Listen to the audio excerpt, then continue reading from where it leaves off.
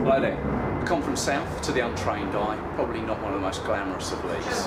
But, like the Premiership, has supporters that follow their teams week in, week out, up and down the country.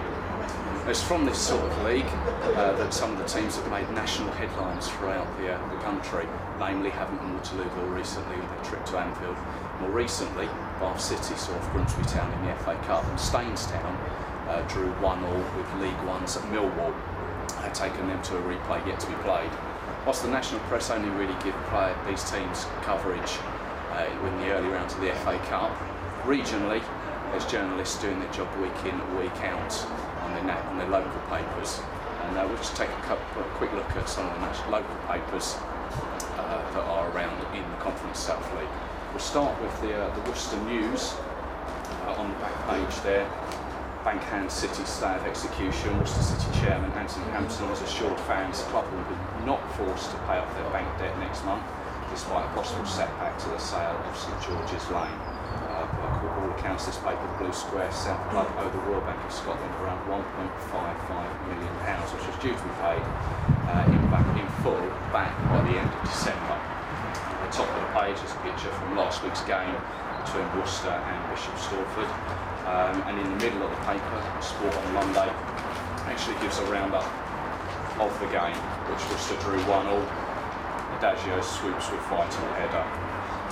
And just a contrast to that, in the Bishop Stortford Observer, which focuses in on Bishop Stortford, on the back, possibly one of the better headlines, Worcester source, Smith's drought end, where Smith scored the first goal last week as Blues drew 1-1 with Worcester City.